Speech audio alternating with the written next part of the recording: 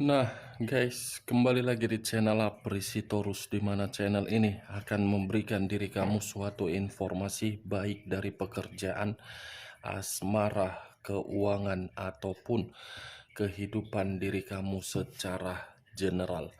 Sebelum saya memberikan suatu informasi dari beberapa aspek yang saya katakan tadi, saya juga mengingatkan kepada teman-teman, informasi yang saya berikan terhadap diri kamu bukan suatu acuan untuk kamu ambil dan untuk kamu terima. Saya hanya bisa memberikan diri kamu suatu informasi berdasarkan kartu yang saya pegang ini. Diri kamu hanya bisa berencana terhadap kehidupan kamu, akan tetapi di balik dari informasi dan perencanaan tersebut, lagi-lagi yang menentukan adalah Sang Pencipta.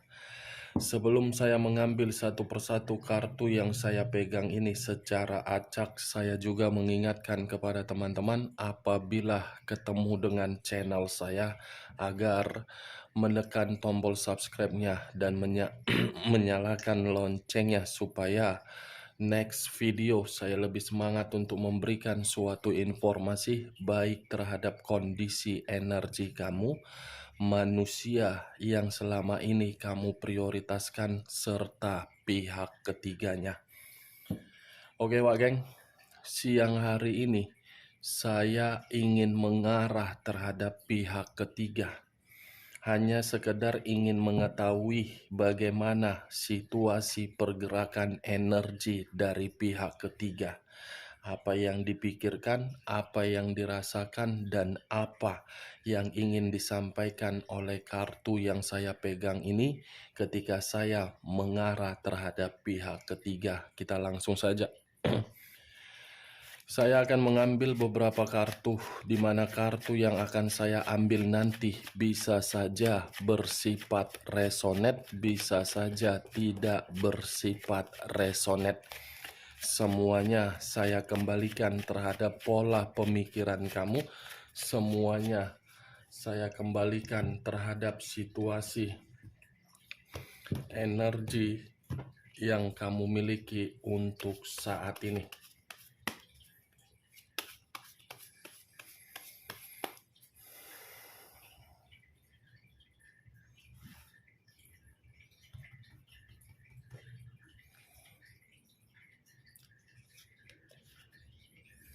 Muncul kartu ini.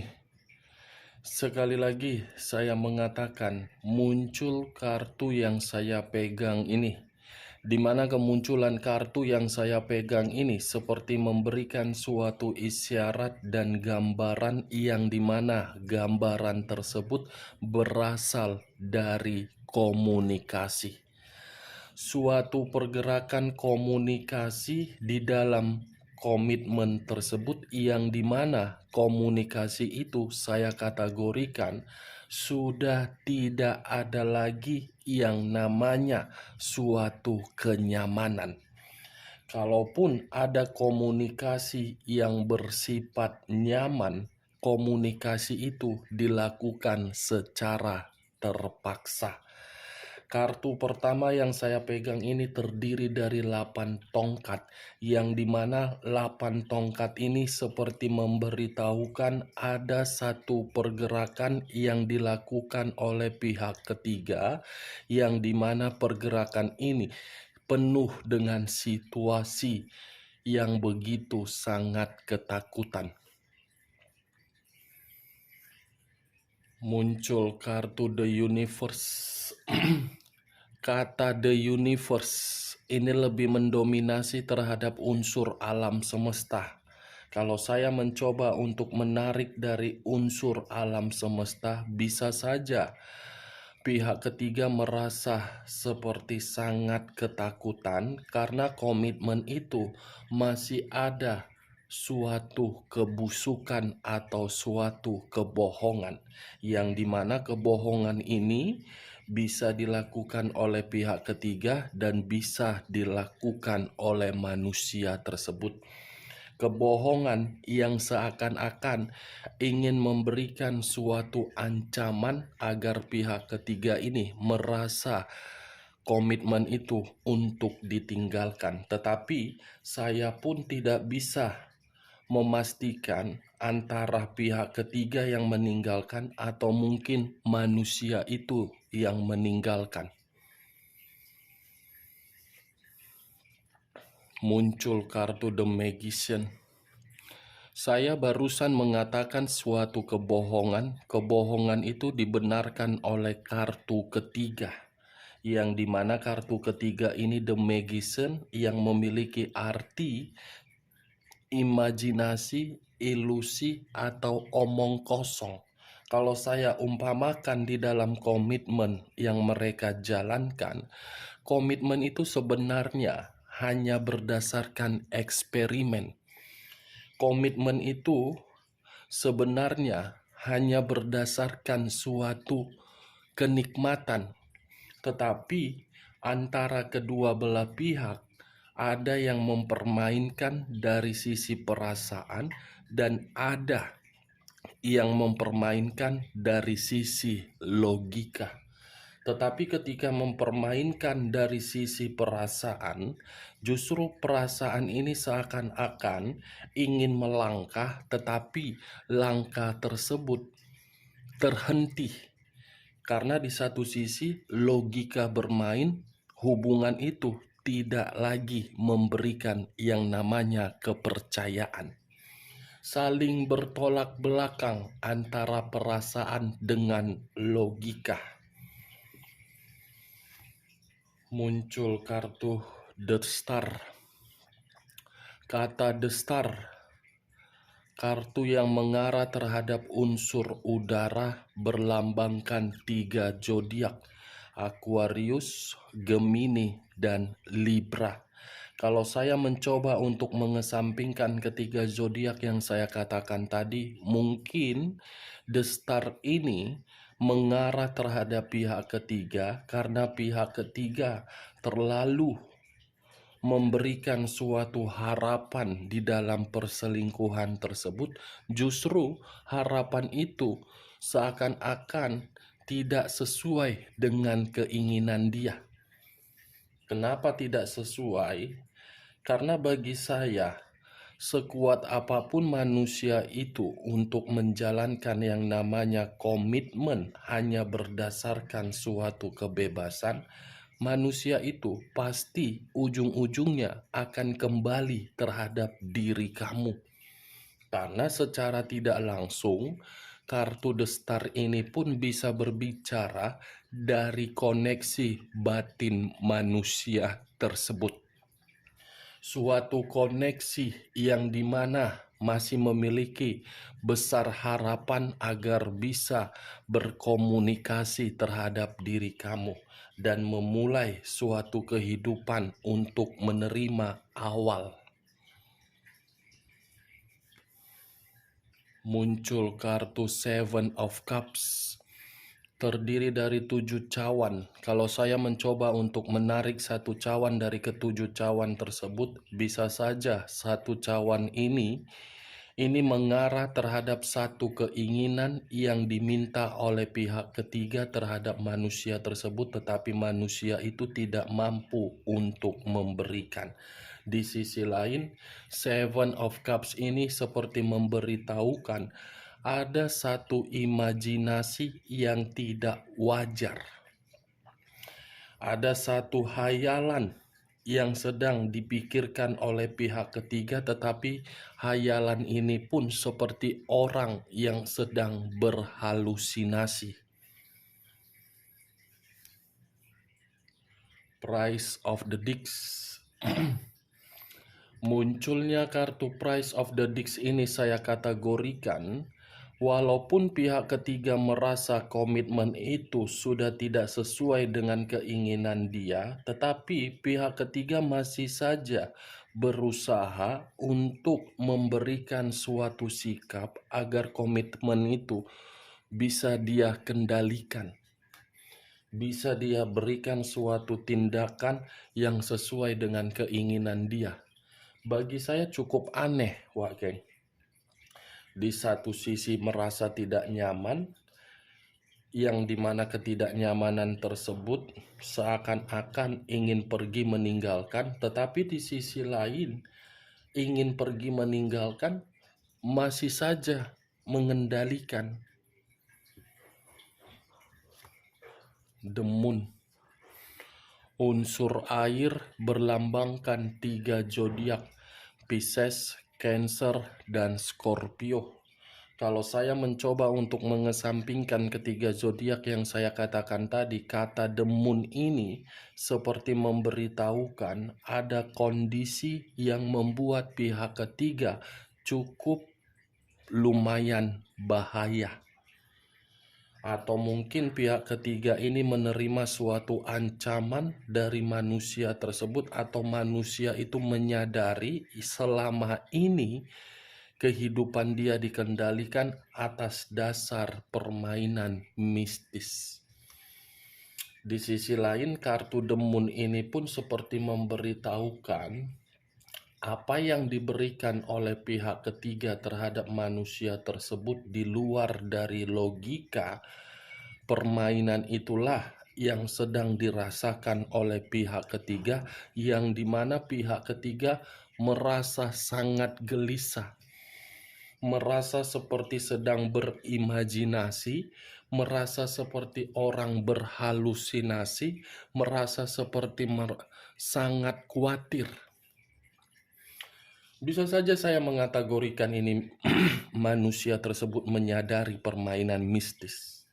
The Moon, bulan yang bersinar di malam hari, tetapi bulan tersebut memiliki makna antara unsur positif dan unsur negatif. Tetapi bagi saya, dengan munculnya beberapa kartu yang saya pegang ini, saya yakin bulan tersebut bermain secara unsur negatif yang dilakukan oleh pihak ketiga. Ini dia awak geng. Jadi diri kamu tidak usah mempertanyakan apakah kondisi mereka itu akan ada yang ditinggalkan dan akan ada yang meninggalkan. Saya tidak bisa memastikan siapa yang ditinggalkan dan siapa yang meninggalkan. Tetapi bagi saya bisa mengatakan unsur mistis ini cepat atau lambat manusia itu akan menyadari, manusia itu kembali terhadap diri kamu dengan situasi kebodohan, dan pihak ketiga akan menerima sesuai dengan perbuatan dia. Queen of Cups, unsur api, berlambangkan 3 zodiak, Aries, Leo, dan Sagittarius. Kalau saya mencoba untuk mengesampingkan ketiga zodiak yang saya katakan tadi, mungkin Queen of Cups ini berbicara terhadap pergerakan energi pihak ketiga benar-benar lagi dalam emosi,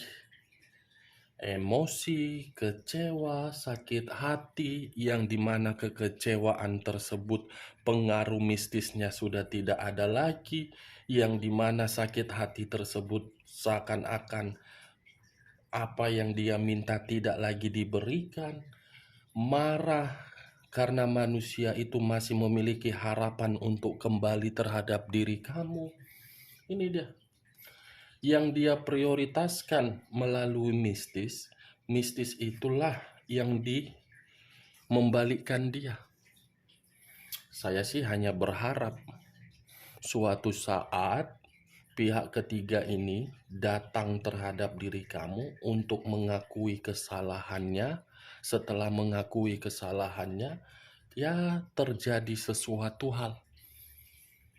Itu yang saya harapkan, agar siapapun yang menjadi pihak ketiga agar sadar bahwasannya merusak hubungan orang lain itu, apalagi sudah melakukan hubungan sakral, orang lain dirusak, pasti ada yang namanya tabur tuai. Tabur tuai tinggal menunggu kapan proses waktunya. Kalau tidak di dalam dunia, mungkin di alam bawah sadar akan disiksa. Itu sudah peraturan, Wak Geng. Saya berbicara seperti ini bukan karena asal bicara. Banyak klien saya yang berbicara seperti itu, yang menjadikan diri sendiri sebagai pihak ketiga ketika bersama dengan diri saya untuk cerita bertukar pikiran, dia meninggalkan hubungan perselingkuhan tersebut. Itu karena hubungan perselingkuhan itu hanya di awal mencerminkan kebahagiaan. Kebahagiaan yang didapatkan apa? Hanya berupa materi, bukan perasaan. Itu dia. Lagian, apa tujuannya menjadi pihak ketiga? Apa manfaatnya? Hanya bersifat senang-senang secara derajat. Tetapi omongan orang lain begitu menyakitkan. Kita bisa menjadi pihak ketiga. Kita mendapatkan apa yang kita inginkan. Tetapi kembali, omongan orang lain bagaimana? Lebih menyakitkan omongan orang lain daripada karma. Karena secara tidak langsung, sanksi sosial itu didapatkan. Tetapi tidak bisa juga menyalahkan pihak ketiga, Wak Geng. Tidak bisa disalahkan. Hadirnya pihak ketiga kan atas dasar kemauan dari manusia mangkuk terigu itu. Mangkuk tapioka yang haus akan lendir. Lendir, lubang, lubang, lendir. Itu dia. Ya udahlah, sampai situ aja lah ya. Kita lihatlah kartu berikutnya. Muncul kartu ini. Kartu ini adalah kartu pendeta laki-laki yang mencerminkan bahwasannya kondisi pihak ketiga di sini, terutama dari batin, sedang berkonflik. Batin berkonflik, jiwa spiritual tidak tenang. Ya bagaimana mungkin tenang? Keluar tadi kartu The Mistis. Ya mungkin ketidaktenangan itu dari jiwa spiritual karena permainan mistis. Ya mudah-mudahan mistis ini yang mengganggu diri kamu untuk merebut kebahagiaan kamu, mistis itu juga yang akan mengganggu kewarasan dia menjadi tidak waras. Dekariot, unsur air, berlambangkan 3 zodiak, Pisces, Cancer, dan Scorpio. Kalau saya mencoba untuk mengesampingkan ketiga zodiak yang saya katakan tadi, kata Dekariot, saya kategorikan pihak ketiga untuk siang hari ini, frustasi. Awalnya saja bagus. Awalnya saja yang enak. Tapi ujung-ujungnya frustasi.